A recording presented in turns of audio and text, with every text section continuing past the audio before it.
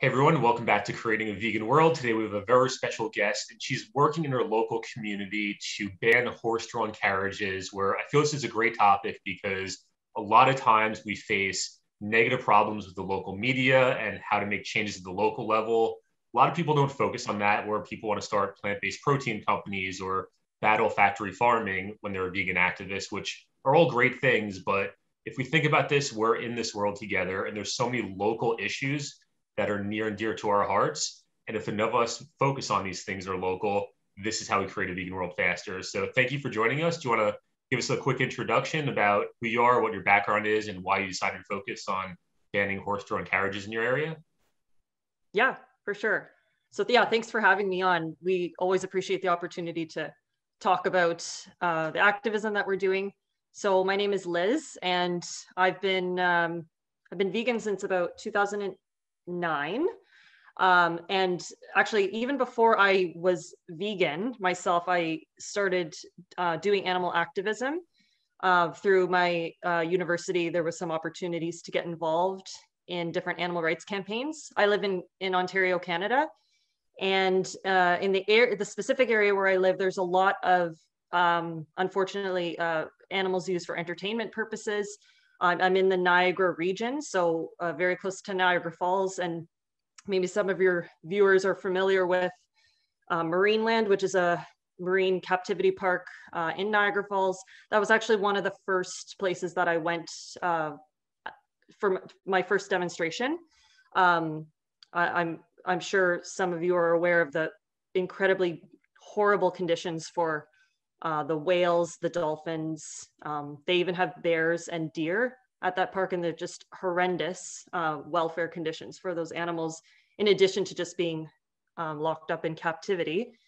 And thankfully, the tide is turning, and more people are turning against zoos and marine mammal facilities. So that's great. That's kind of where I got started. And then it grew from there. I started protesting at when the circus would come to town, traveling circuses, traveling rodeos. When I was in university, I was very active in a group that I started. I went to Brock University, and we had a group called Brock Students for Animal Liberation. And we raised a lot of awareness on vivisection, because obviously that's a major contributor of animal exploitation in higher education. That's where a lot of the funding comes into universities, is through research on animals. And that was a big part of our advocacy, raising awareness on vivisection. And then it kind of just went from there. I regularly partake in fur campaigns or anti-fur campaigns. And somewhat recently, I got more actively involved in a campaign to ban the horse-drawn carriage rides. And that's primarily what I'll be talking about today, because I am one of the organizers currently in this campaign. And it has been very, very fruitful. There's been lots of updates, and there's been lots of work that we've been doing that has been successful, but has also been pretty controversial. So, yeah. Definitely. I think that's one of the reasons why I want an interview on this channel, because there's a lot of things you face with the local media where they paint a terrible picture of activists, saying they're extremists. We're just talking about this before we hit the record button for this interview. If there's messages for local activists, like what struggles do they face with the local media and other struggles in the area that might paint the movement in a bad picture? Yeah, and so when I started with protesting the carriages, there was a group that was kind of starting the conversation on this issue. In the Niagara region, of course, we have Marineland, like I mentioned. There's also in surrounding areas, we have African lion safari, zoos. We also have the Greg Fruin Theater, which has live tigers in their show. So there's many opportunities for people to be outraged at animals used for entertainment purposes, and a lot of them include wild animals. So generally, I think public opinion has largely agreed at this point that using wild animals in zoos and in circuses and things like that is no longer deemed acceptable in the eyes of the public, which is great.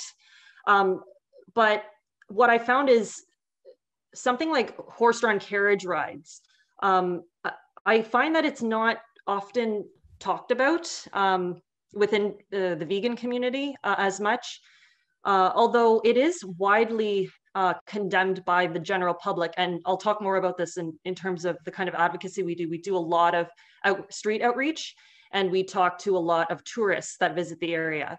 And most people are actually are against horse-drawn carriage rides. But generally speaking, up until very recently, I think that talking about equines, horses, horse exploitation has kind of fallen under the radar. There's less discussion about horse exploitation. I think it's because it's so ingrained in societal attitudes about that horses like should earn their keep. Horses have been working for, thousands of years for us, like they're built for this kind of labor. So there's a general attitude in society that, horses are kind of here for us to use, whether that be for horseback riding, for, plowing fields, that, I'll sometimes hear from people that, horses built this country, whatever that's supposed to mean, and that they fought in wars for us. So I just feel like there's a lot of misunderstanding. So when the campaign to start raising awareness on horse-drawn carriage rides, it started in November 2017. And there was a group called At War for Animals Niagara that started organizing these demonstrations, of which I took part when I could. And then that group actually publicly announced in January 2020 that they would no longer be formally organizing the protest. So at that point, it was kind of left open for really any concerned citizen to step up and continue protesting. So myself and a few others have consistently organized demonstrations there since. And we've had a very active 2020 and 2021 and have made strides in the campaign. And it's been great, but it has presented a lot of challenges as well. So I know you were mentioning about the local media.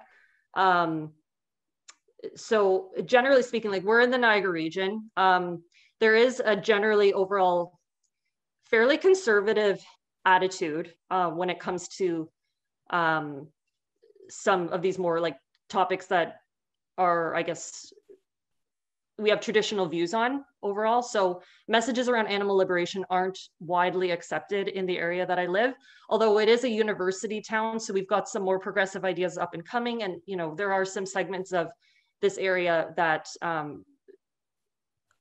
more social justice oriented. However, our local media is generally speaking pretty resistant to these kinds of topics and overall fairly biased with our messaging. And that's been a challenge, but at the same time, we really appreciate any opportunity where we can speak to this issue. So we will go on pretty much anywhere we're invited. It doesn't always work out in terms of the framing of the piece and what we're talking about. We're oftentimes finding that our messages, not really met with any kind of legitimate interest. It's more just, we say our piece and then they tend to try to brush it off and then go towards more areas where they can try and smear animal rights activists in general, which I'm sure you and your viewers are familiar with. Oftentimes media will just kind of lump all of animal rights activists under like, PETA or those PETA people, and just kind of swiftly remove any kind of critical discussions on an issue. So this is the kind of thing that we're finding. So it's been difficult, but this is why it's great to get on channels like yours so that we can actually talk about the issue, in a way that, allows us the opportunity to speak more freely and maybe not be so characterized by negative bias. Absolutely. Yeah, there's an activist here in Australia, so I'm living in Northern Beaches, Sydney, where on the news, she was pretty much speaking about her activism and she does things that grab attention. And just the news interviewer just obviously had the bias against like the extreme activist. And it's amazing to be able to like have the courage to be up there and like face that criticism and still stand true to what you're going for. So I admire that. Yeah. And I know for myself, like I have the personality where I work in vegan marketing, where it's more about catering to the needs of the market and like being accepting, like creating these products, and it doesn't face that type of backlash as activism. So a lot of courage Yeah. there. Then I guess I like to strategize on the channel because a lot of people might be watching this where they might want to ban horse-drawn carriages in Europe, or they might have another local thing. I have friends starting a nonprofit in Colorado that's focusing on a different issue. Like when it comes to getting that, I guess, public perception, or even getting the media, working with the media, or getting your message out there, what, I guess, lessons are learned, or like if you go back in your past, what could you have done differently to be more effective to getting the message across? Like what works? Yeah, well, when you know that if you have a local media that is not very receptive, you kind of need to take charge of that right off the bat. So we actively have sought opportunities to create our own conversations through social media. This is so important to be able to get the accurate messaging out. So we're on all the relevant platforms. I really recommend that if you're not already on Facebook and Instagram, which pretty much most people of our generation are, look into other platforms where you may be able to get even more views. Places like TikTok are extremely effective if you're an animal activist, because people don't have to be following you in order to see your content. And these are kinds of the places where you can really raise awareness on an issue that may not be talked about as much. So even when we're doing street outreach and we're talking about the cruelty and the inherent exploitation around horse-drawn carriage rides, the general public, which are largely tourists to Niagara-on-the-Lake, this is where the horse-drawn carriage rides operate in our region. We have people visit from all over the world to the Niagara region because of Niagara Falls primarily, but Niagara-on-the-Lake is not too far. And people do agree with our message. And it's just, trying to find the opportunity to discuss these issues in a way that's not, actively being smeared by what we would call like our opposition, which are the equestrian crowd, or people that are defend the use of horse-drawn carriage rides because it's tradition, it's romantic, it's always been here. We have a very active opposition in our community that is trying to really make our message flounder. But they're not very, they try their best, but what they do is they smear the actions and intentions of animal rights activists, and they'll actively make up lies and start perpetuating these kind of lies online.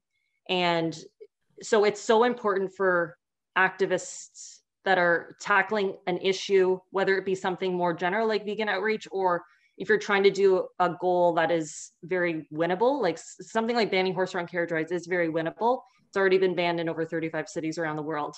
But when you have something like this, where that your opposition is scared, that's really all they have, is to smear and to lie. They don't really have active arguments against the issue, because if they did, they know they would, it would flounder essentially. Because they don't have a good argument. So it's so important, if you're an activist, to make sure that you are actively creating opportunities for yourself to raise awareness on social media, make videos, and also film everything. You want to get video testimonials from more, I guess, like average people on why they also disagree with it, so the media or any kind of opposition that you're working with can't just try to pigeonhole you into one area, that this is just a very extreme and radical animal rights or animal liberation view. You kind of need to take the opportunity to meet people where they're at and try to listen to people, listen to individuals, and even if you don't 100% agree with them, maybe they're somewhat thinking about the use of horses. Like, we get lots of people on the street that are against horse-drawn carriage rides, but they are for horseback riding.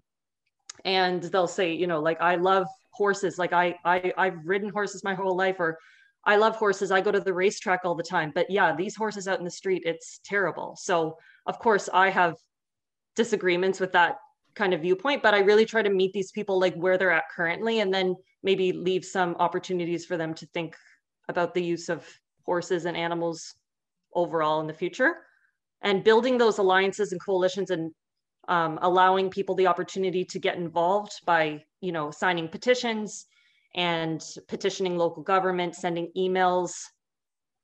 This allows you to have a campaign that is winnable, because it's not going to be winnable if you're just in your own echo chamber of people that already agree with you. Absolutely. And there's always a spectrum where like we're on this side, and then the pro horse carriage, like the equestrian community, like says, probably all the way over here, where some people in this area might not be reachable, but there's plenty of people in the middle. And it seems like you said, getting their video testimonials and showing that a significant portion of the population, that'll help.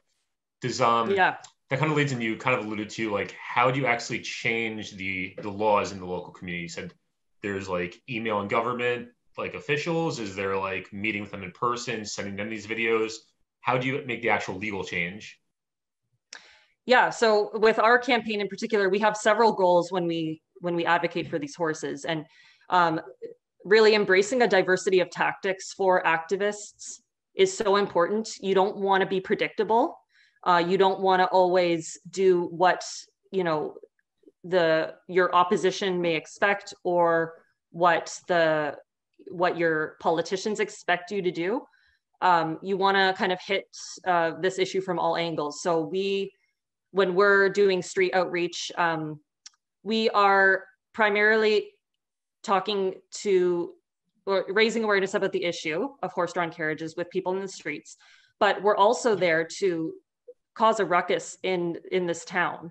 And that means, kind of disrupting the everyday activities of that town. So if any of your viewers are familiar with Niagara-on-the-Lake, they'll know that it's a very conservative town. They've got a very colonial heritage that they're extremely proud of, and they are resistant to any kind of progressive change. They're also a very quiet and quaint town. So it's very cute. They've got a lot of like cute little shops, and it's beautiful, like to go walk around in. But this just makes it all the more frustrating for the town council when they have activists show up, because this is not something, there's never really been activists, to my knowledge, in that town before the horse-drawn carriages. People there are extremely privileged and often upper class. So when you're of that category of people, you don't really have anything to worry about because you're extremely privileged yourself. So they're not thinking about social justice issues. So when people come in there and start to raise an issue, they just see you as a nuisance. And we're fine with that. If anything, we know that we're not going to change the minds of some of these local people that are completely resistant to any kind of critical discussion about horse-drawn carriage rides. But just by being in that town, whether we protest silently and just hold signs and talk with passersby, or whether we engage in some chanting, if we walk around the town and do some chants, or if we use megaphones, or do any kind of disruption to any kind of event that's already taking place there. These are all things that really perturb the town council, because they don't want anything ruining their very quaint reputation. So I would say to your viewers, like, depending on what kind of area that you live in, if you're in a bigger city, I think, local politicians, local elected government, they may not be as moved by a regular demonstration. But if you're in a smaller town, like we are demonstrating in, holding those street actions makes a huge impact, because ultimately, at the end of the day, their local government, it's not good for their image. It's not good for their brand. It's not good for their reputation to have activists in town. And so what we have done, we've kind of capitalized on that, because if they're not going to look at the issue of horse-drawn carriages, we've tried to raise it to them and talk about the issues, the welfare issues, the rights issues. And unfortunately, it's fallen on ears that don't want to listen. They have no interest in coming to talk to us and try to gain our perspective and why we might be protesting in their town. Rather, they have just completely sworn us off from the beginning. And they just call us the protesters. They don't even call us horse-drawn carriage protesters or animal rights activists. We're just known as the protesters because we're really the only protesters that have ever hit that town. But I am a firm believer in doing this campaign and organizing this campaign for the last 2 years, that you want to hit local politicians in any way that they're going to listen. So if they're not going to listen to you in regards to the issue itself, then they're going to listen, or they're at least paying attention if you disrupt their daily goings and daily activities. All at the end of the day, the only thing they're concerned with is preserving their reputation. So if you can cause some kind of disruption, you are already winning. So, and I'm sure you've seen this with the movement to ban fur in major retailers. There's been a domino effect of fur retailers now dropping fur because of the actions of animal rights activists going in and disrupting inside stores. And although a tactic like that may not sway people on an individual level, like if you were shopping in a store and you were thinking about buying maybe a fur trim, and then you see some crazy animal rights activists come in, you yourself may not be moved by the anti-fur message that they're delivering, but you can sure as hell be convinced that the people at the top of that company are concerned about animal rights activists coming in and disrupting their stores, business as usual.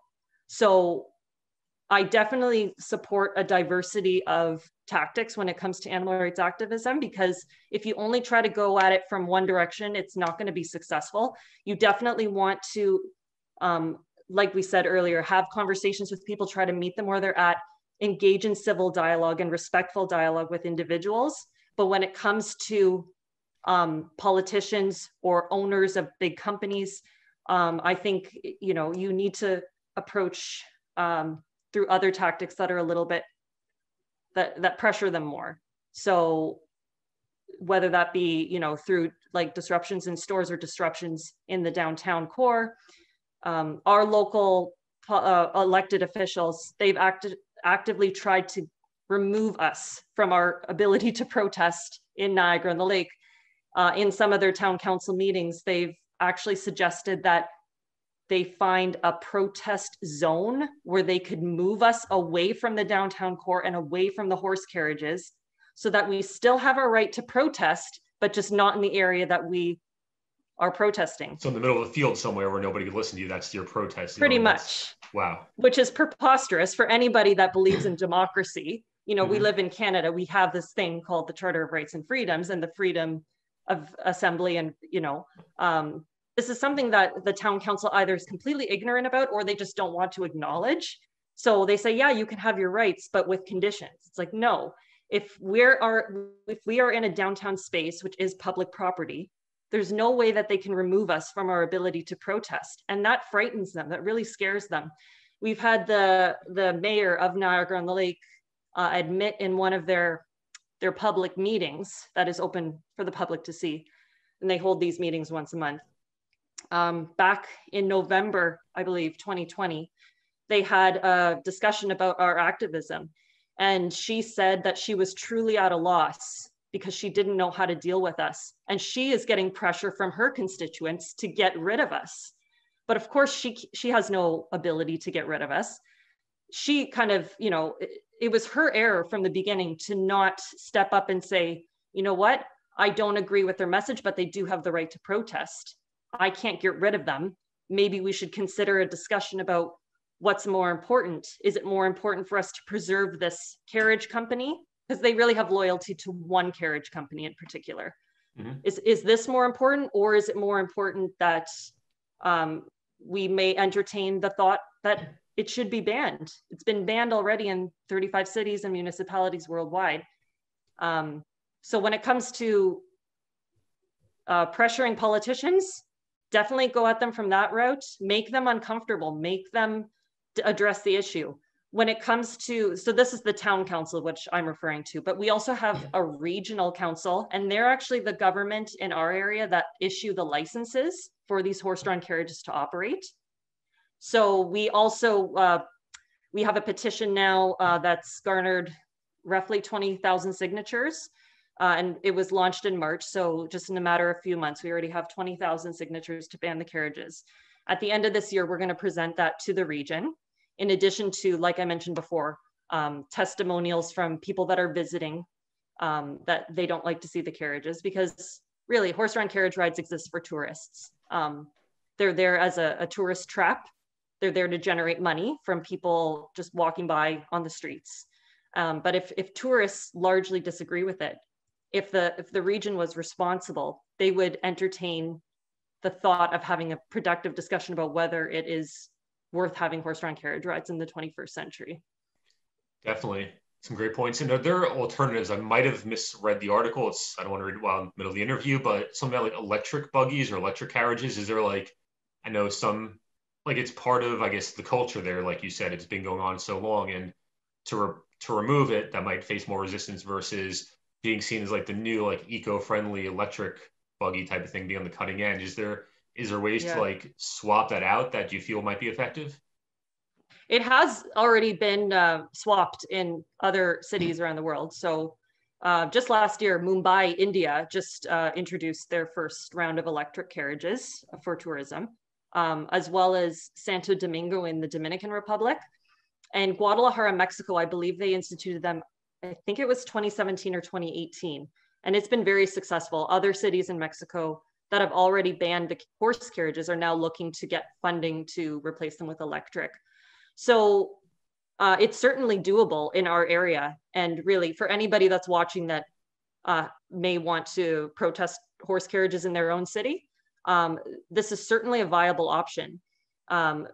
It really is, like, it is the future. It's not going anywhere. And the future is now. It is already being implemented in these cities. So we just need to make politicians aware that this is not going away. And it, you know, overall, it is more cost effective. It's a humane alternative. You can still allow these carriage drivers to have a business.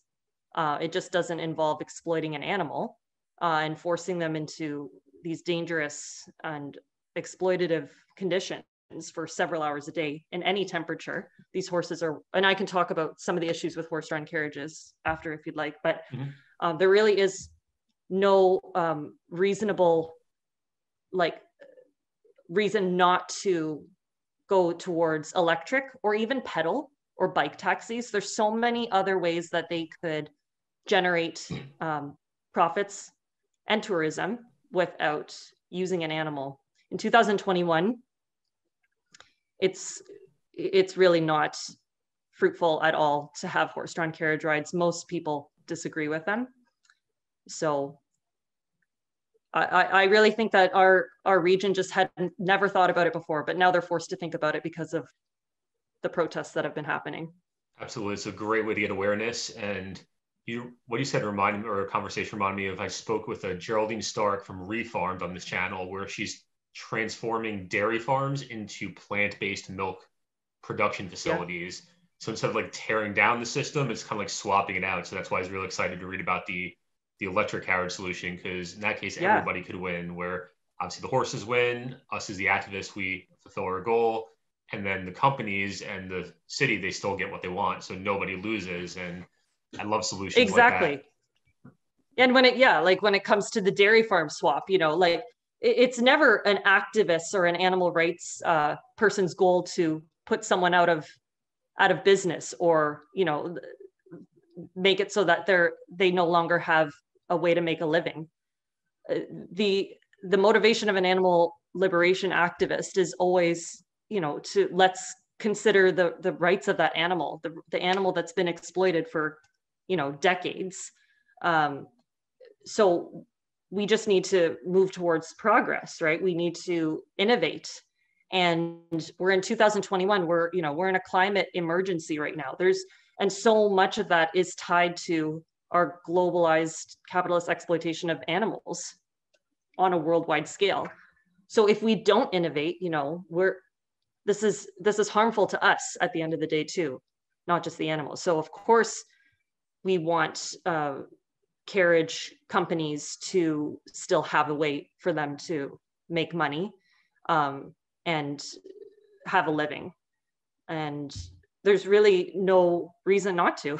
Like I'm still astounded when we get resistance from our local politicians. And if we don't get resistance, then we're just completely ignored. So that's another challenge that we face, is even just allowing or having them even respond to us. I think they've tried to, rationalize that something like this is not that important in the grand scheme of things. But I mean, you could really say that about many issues. Politicians often don't want to address many issues that are raised in their community, or they don't want to touch anything that's controversial. And something like horse carriage rides is very controversial, at least in the area that we live in, because we are in a community where there's a lot of farming and a lot of more traditional views, as I mentioned. Mm-hmm. So rather than them even give an opinion, we've actively tried to ask our regional council what they even think about horse carriage rides, and most of them have not even answered us. So we don't let them get away with that, though. We are their constituents and we deserve an answer. So we do continue to pressure them through emails, telephone calls. We have this petition. We're going to keep fighting it until they ban it. So probably the quicker that they start the conversation, the better for them, because I know that in the eyes in their eyes, they don't want to deal with anything that ruins the reputation of the town. So if they know that we will not stop, that'll be the extra drive. Like, okay, let's do something about it. So once they realize that, yeah. I think that'll help.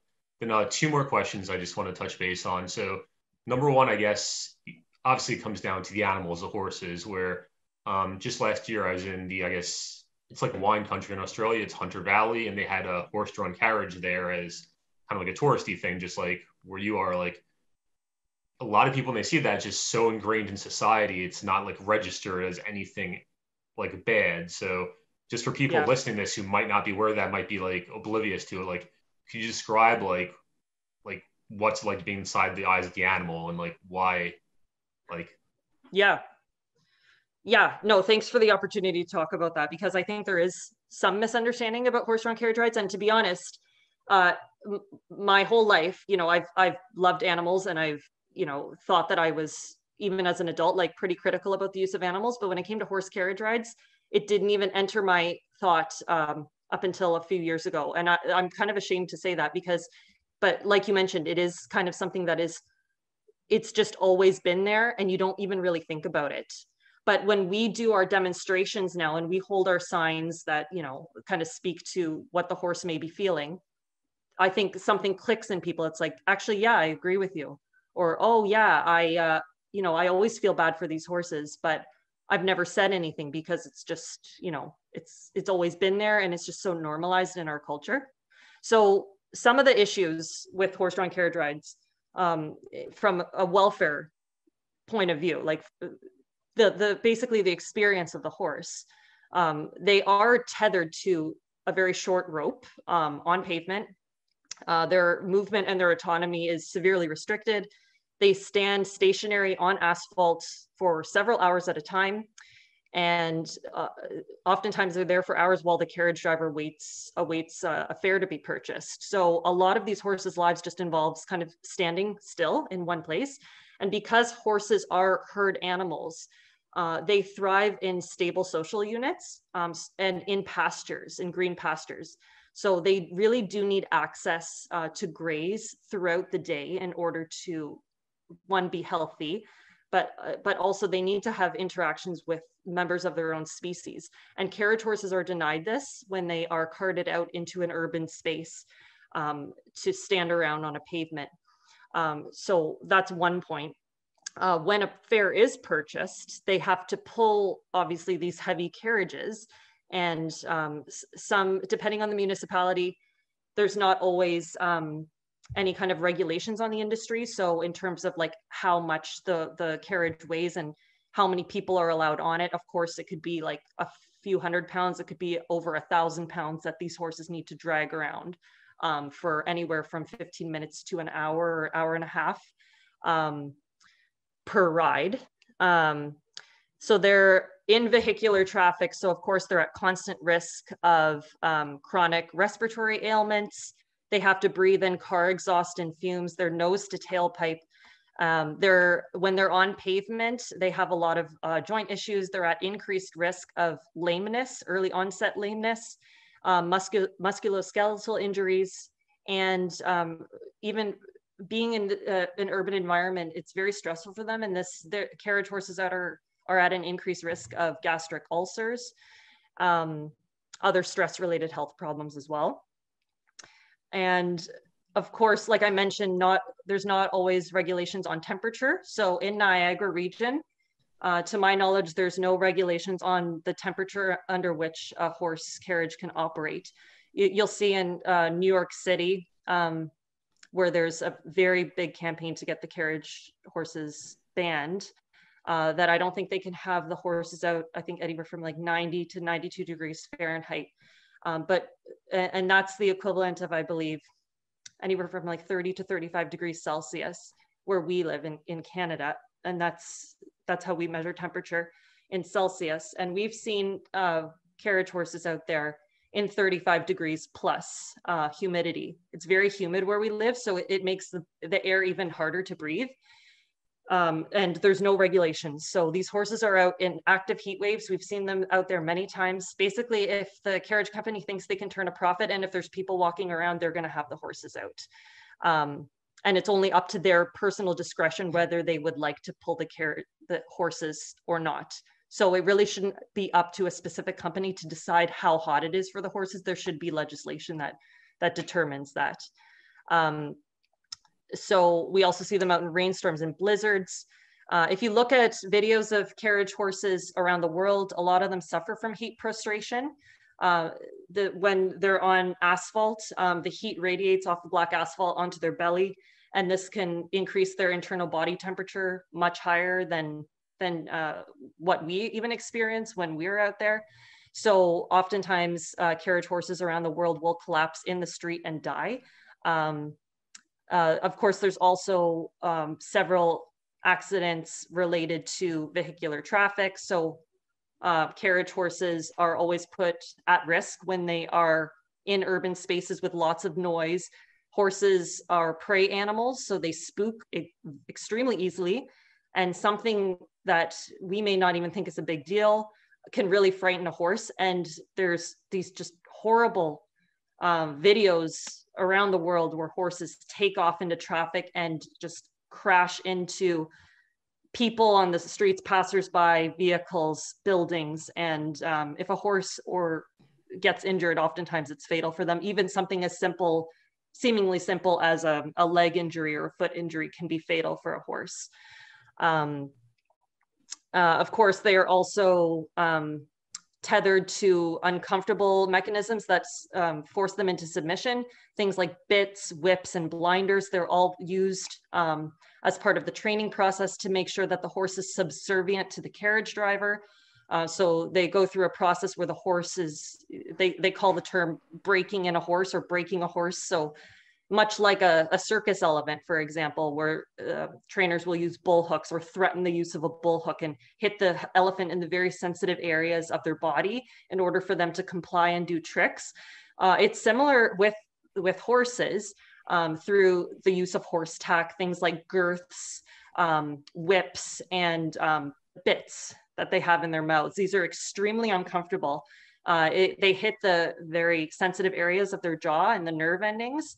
And when you pull a horse on the reins, this will spur the bit to hit these very sensitive areas. So when a carriage horse doesn't comply, that's when same with horseback riding, that's what they're going to experience. So these horses, they know that if they don't comply, they're going to experience some physical pain. So they don't have a choice. They don't have a choice to be out there. They're out there because we force them out there. And it's not like they can run away. Where are they going to go? They're domesticated and they're our property, right? So they're ours to use and exploit. So like on top of course, all the welfare conditions, which for the horse, if you look into a horse's eyes, on the streets, you can see that they're uncomfortable. You can see that they're in distress. Like, you don't have to be any kind of equine expert to see that this is morally wrong.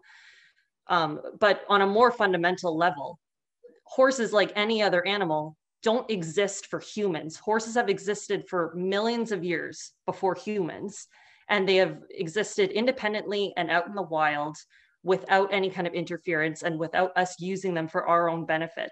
So why in the 21st century are we allowing horse-drawn carriage rides to exist purely for frivolous entertainment? You couldn't even justify it from the point of view that, well, we need horses to pull carriages because we don't have transportation. Of course, horse carriage rides don't exist as an alternative to transportation, right? Or an alternative to cars. Perhaps unless you're in an Amish community or a Mennonite community. And that's not where we're protesting. We are protesting the use of horse-drawn carriage rides for tourism, for entertainment purposes. And this is something that just doesn't need to exist in the 21st century, especially when we have these alternatives. So these are just some of the main reasons why we're very passionate to make this, an issue that people care about, because of course we love animals, we love horses. I've, had a lot of experience with horses in my life. I did horseback riding as a kid. I know the industry, and it's just something that I think not a lot of people think about. So we hope that through our activism, we are changing hearts and minds, and we're starting the conversation to, change the tide of public opinion, because you can't make change and you can't get these bans if the public isn't on your side. So we're going to continue advocating as long as it takes till we see that shift and we see our elected officials start to see it as an issue if they care about animals at all, right? Well, thanks for sharing that, where sometimes like you see it, but you don't really see it. So thanks for explaining that. I guess one thing, just to wrap up the interview, there's a lot of people that might be inspired to do activism for horse-drawn carriages or even like Cubes of Truth, where I know, like you said, there's a lot of backlash. There's attacks on you. And I know I was doing a Cube of Truth, people are walking by laughing. Like, it takes confidence. It takes something. Like, how do you deal with that, like emotionally or mentally, or even dealing with what people say about you and building the confidence? Do you have any tips for that? That's a good question. I think in online culture in particular too, there's so much mudslinging back and forth, even within vegan circles. There's so much disagreement, like about strategies and tactics, and it oftentimes leads into people kind of personally attacking one another. So if we are fighting even within our own community, of course there's going to be fighting between, between sides. So in terms of like strategies to kind of, remain calm and not get too emotionally triggered, this is something that like I feel, affects us all at some point. There's going to be people that are, going to mock you in the street or try to shake you up and try to film you acting irate, or something that they can use and manipulate to discredit your whole movement. So what I found has worked for me and others is really not to engage anybody that is not arguing in good faith. So of course we get some people on the streets that legitimately don't understand the issue, and you can tell, that they're asking questions because they really don't know why we're doing this. They think there's nothing wrong with it, but they're curious what we're about. And of course we want to engage with those people. But when you have people that actively come up to you and start mocking you and, maybe start like hurling insults, and if they're trying to film you and get your reaction, my advice would be to just completely ignore them. If they're filming you and they're being rude, just don't say anything. If they are asking you questions that you don't feel like are in good faith, I think you can politely say, we're at an impasse, and this is my view, and if you don't agree, that's fine, but you can walk away. I have nothing more to add. There's no point in really exerting too much energy into people that their minds aren't going to be changed. Because you really, like, as activists, we have a finite amount of energy ourselves, and we need to know where our energy is focused more effectively. And I think a lot of activists burn out really fast if they engage in too much of that drama. So really try to disengage from that, and just always remind yourself like what you're there to do. So for us, we're there to advocate for the horses. They are our number one priority at all times. And if you find that some people are trying to get in your way of doing that, don't even engage. Don't go anywhere near the carriage drivers if they are trying to, you know, maybe like manipulate a situation. We've actually had a recent situation where a carriage driver tried to insinuate that one of our peaceful activists touched her or assaulted her. Meanwhile, that carriage employee actively walked up to that activist, brushed along the side of her body, and then claimed that the activist was touching her. So carriage drivers can be extremely aggressive and manipulative, and they try to paint you, the peaceful activist, as the aggressor, when in fact it is them. And in our community, we've actually, just in the last year alone, there's been 6 charges, 5 of them which have been physical assaults that have been laid against the pro-horse carriage movement. And that we've had 0 charges against animal activists because we do protest peacefully. And we know that our opposition is aggressive. So just know your boundaries. If you're uncomfortable in any kind of drama or any kind of situation where you might be put more at risk, just stay removed from those people and do what you need to do to be comfortable. Some activists are more comfortable with those confrontation or at least putting themselves out there to be at risk of confrontation, and others are more comfortable just peacefully holding a sign. So know what your strengths are and know what your weaknesses are, because you don't want to get triggered in a public space where people are filming you, because it will be used against you and manipulated. And this was seen in some of the media that covers our demonstrations. But we always wear a body camera. And that's one other thing I'll leave you with. If your activists are in a hostile area where they're demonstrating, it's very important. And I think it's worthwhile to invest in a body camera. This is what has led to the charges that have been laid against the people that have assaulted activists, because of our video footage that has proved what has actually happened. Otherwise, it's kind of your word versus theirs. So for your own safety and protection, I would invest in a body camera for sure. And yeah, Smart. And stay safe out there. Definitely. And I think like the power of community, where like when I was doing the Cubes of Truth, it was out of my comfort zone. Like I said, I mainly do vegan marketing and businesses, but going to Cubes of Truth, it's like going up and knowing what to say, and just like it hits the nerves a little bit, just like getting into it. And Yeah, having a group of 20 other activists there, that is really powerful. It's like you're part of something. You could like rest assured that they're there for you. And I think that's a big part as well.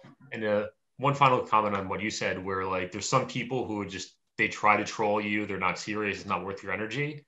But at the same time, during the Cube of Truth, like 3 teenager boys, they went by and like with KFC, they're like waving that in the person holding the TV screen. And then one of the activists went up to them. 2 of them weren't open to it. One of those actually walked away. But the third one, he was actually brought to tears of like how horrible the animals are treated. And actually one of the activists got through to him. So yeah, you'd be surprised that's at like great. some people, like effective activism. That's somebody I want to interview on this channel Oh, for and get more sure. detailed on. So either way, Yeah, because go yeah, ahead. sorry, just to add to that, I think some people like they think they hate activists, whether it be animal activists or any kind of social justice activists, and they just want to spur you on, get a reaction out of you, but it doesn't mean that they can't be moved by the message. So kudos to that guy for actually, moving Absolutely. him. So I don't want to take this on too long. So is there any final messages you have for people, or any places they could find you on social media or get involved? Yeah, if you're interested in the kind of work we're doing, you can check us and our activism out through Ban Horse Carriages Niagara. We're on Instagram and Facebook. It is a media outlet, so we're not really a group. We all just represent ourselves. We're all just concerned citizens, but all of our activism is documented on there. If you want to check out the Ban Horse Carriage movement worldwide, you can go to partnership-to-ban-horsecarriages.org, I believe, or .com, I'm sorry. That lists several municipalities that have already banned it. If you're looking to get involved and ban horse carriages in your city, just send us a direct message on Instagram, and we can certainly help you out with ideas and maybe some tips. And if you're not interested in horse-drawn carriage activism per se, or if that's not in your community, but you want to advocate for something, again, you can reach out through Ban Horse Carriages Niagara for general tips on animal activism, we'd be happy to help, because everything that you do reverberates and makes an impact. So even a small demonstration can really make an impact. Like even if you look at how big the Save movement is now, that started with one woman bearing witness outside of a Toronto slaughterhouse. And look how that's changed worldwide. You know, there's Save movement, Save chapters all over the world. So don't think that you as one individual can't make a difference. You definitely are changing the conversation by doing any kind of advocacy you're comfortable with, whether that's online or in the streets. Absolutely. And I mentioned before, like the reason I'm filming this documentary, doing this channel, like backtracks to like many years ago, one person made one post on social media with a fundraiser for a sheep, and like it spiraled this whole effect. And I have at least 50 interviews so far, and it's one little thing caused all that.